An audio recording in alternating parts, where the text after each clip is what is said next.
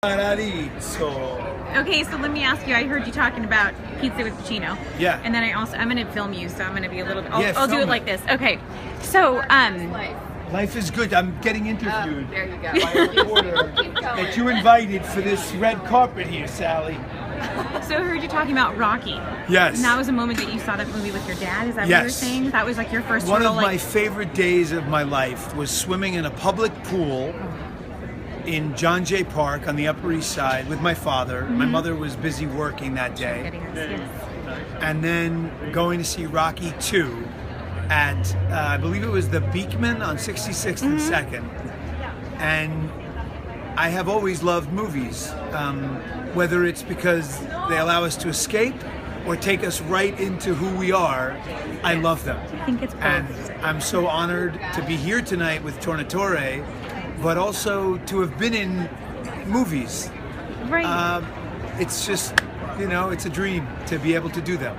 So I write them, so it's slightly different. I look at it from, I always thought it was amazing that it took all those people to make a single idea come together. And that to me was magical. Right. That everybody could agree for a moment, and when it's done right, it's beautiful. Yes. So what would you say, obviously Rocky was super impactful, Cinema Paradiso was an incredibly impactful movie, but would you say there's anything that's come out recently that you felt really sort of conveyed that soulfulness that really just sort of allowed us to just get out of our worlds for a little while and sort of suspend disbelief and just dive in? Great question, beautifully composed. Thank you. Like a great writer would compose a question. I love the movie Shame with Michael Fassbender. I loved 12 Years a Slave.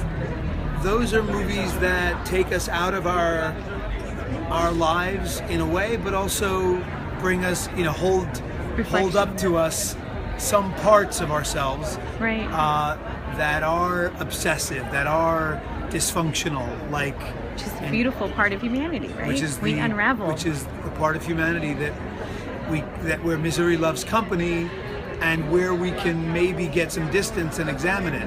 Yes, for a moment. I love that. Did you by chance see Horns? I haven't seen Horns.